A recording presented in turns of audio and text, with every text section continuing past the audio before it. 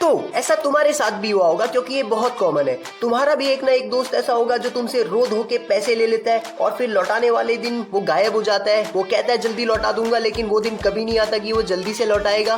तुम अपने पैसों के लिए किसी कमरे के कोने में उदास से बैठ के रो रहे होते हो, मेरा पैसा। अबे बोला ना तुझे इस महीने की 32 तारीख को लौटाऊंगा।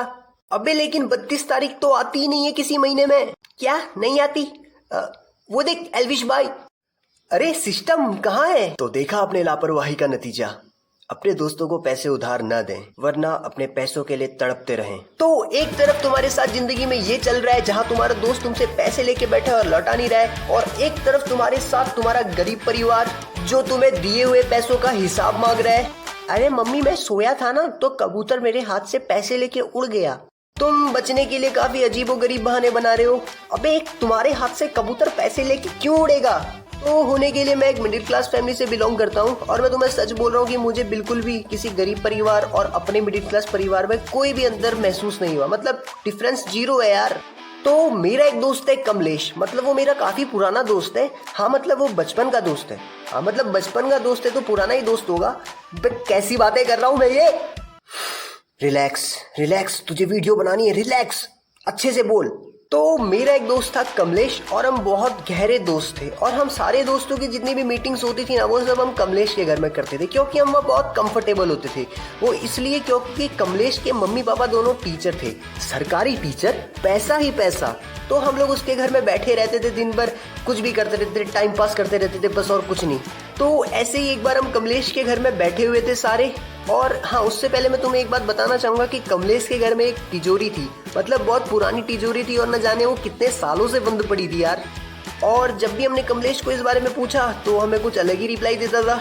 अबे कमलेश ये तेरी तिजोरी पे क्या है? अबे वो पापा के जमाने से है, मतलब दादाजी रखे गए थे, बहुत सोना उसमें, बहुत सोना है मेरे पास। तो ये सब सुन के मेरी दुनिया मेरे कदमों के नीचे से हट चुकी थी। मतलब मैं सोचता था कि कमलेश के पास इतना पैसा है कि वो पूरी दुनिया खरीद सकता है। मैं तो गया अपने घर, मैंने अपनी मम्मी को भी बता दिया था, अरे मम्मी आपको पता है कमलेश के घर में ना बहुत बड़ी तिजोरी है जिसमें बहुत सारा सोना है, मतलब वो पूरी दुनिया खरीद सकता है। तो एक दिन हम कमलेश के घर में बैठे हुए थे, और उस दिन उसके पापा घर ही में थे। तो उसके पापा ने वो तिजोरी हमारे सामने खोल दी, और तुम यकीन नहीं करोगे, हमें लगा था कि उसके अंदर से सोना निकलेगा, चांदी निकलेगा, सोने के बड़े बड़े बिस्किट निकलेंगे, लेकिन उसमें कमलेश की मार्कशीट रखी हुई थी जिसमें उसके 32 नंबर आए थे यार। मतलब 32 नंबर की मार्कशीट कौन इतना संभाल के रखता है, वो भी तिजोरी के अंदर। और फिर जब हमने कमलेश से इस बारे में पूछा कि भाई तेरा सोना चांदी किधर गया, तो वो बोलता है हमें, अबे देख मेरे दादाजी का सोना मेरी पढ़ाई में खर्च हो गया, तो जो सोने से मेरे पढ़ाई में खर्च हुआ ना उसके बदले मैंने मार्कशीट रख दी कि हाँ हमारे पास सोना था, और मेरे 32 नंबर आए थे। तो जिन लोग को नहीं पता कि ये 32 कितना होता है, वो कुछ ज्यादा इंग्लिश में पढ़े लिखे हैं, यानी अंग्रेजी मीडियम के हैं, तो उन लोगों को मैं बता दूं कि ये 32 होता है। और अगर तुम्हें पहले से पता था कि ये 32 होता है तो तुम मुझे कमेंट करके बता सकते हो कि तुम्हें पता था। तो वैसे तुम मानो या ना मानो तो मिडिल क्लास फैमिली में ऐसा ही होता है यार। अगर मैं तुम्हें अपने घर का बताऊं तो मेरे बिस्तर में जो गद्दे रख रखे हैं उन बेड के नीचे तुम्हें मेरी मार्कशीट, बर्थडे सर्टिफिकेट, और हो सकता है मेरे प्रॉपर्टी के कागज भी मिल सकते हैं। ओए ये घर की बातें बाहर कौन बता रहा है? चिल्ला चिल्ला के सबको बता देगा क्या?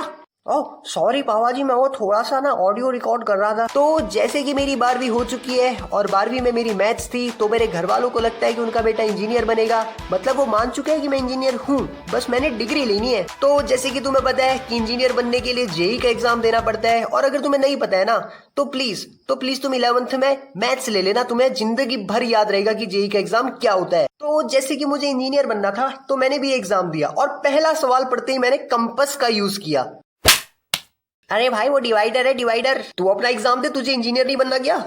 तो जैसे कि मैंने जेई का एग्जाम दे दिया था, तो जेई का एग्जाम देने के बाद जेई वालों ने मुझे एक मार्कशीट भेजी थी जिसमें मेरी रैंक की जगह किसी का मोबाइल नंबर लिखा हुआ था। अरे सर ये किसका मोबाइल नंबर डाल दिया इसमें, मेरी रैंक तो बता दो मुझे। अबे जिसका नंबर है उसको कॉल करके पूछ लेना किसका नंबर है। अबे मैं कमलेश बोल रहा हूँ। अबे कमलेश बोल रहा है तो ढंग से बोलना। अबे और तेरे पास से मेरा ये नया वाला नंबर कहाँ से आया? अरे भाई पता नहीं, मैंने तो ये जेई का एग्जाम दिया था, इन्होंने मेरी रैंक पे ये नंबर डाल के दे दिया, तो मैंने कहा बात कर लेता हूँ, क्या पता प्लेसमेंट ही मिल जाए।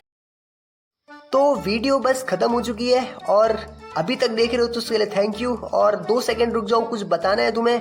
जैसे कि मैं लेट हूँ तो मैं तुम्हें यार बताना तो चाहता हूँ मैं क्यों लेट हूँ, लेकिन मैं बता नहीं सकता क्योंकि कंडीशन ही कुछ ऐसी है। और मैं चाहता हूँ कि मैं आगे बढ़ूँ, तो उसके लिए मुझे तुम्हारा कीमती लाइक, शेयर और सब्सक्राइब जो बहुत कीमती है मेरे लिए, उसको बिना रुके कर देना प्लीज़ यार। बहुत मेहनत करके बना रहा हूँ क्योंकि मैं आगे बढ़ना चाहता हूँ और तो मुझे तुम्हारा साथ चाहिए। और मिलता हूँ तुम्हें मैं अगली वीडियो पे।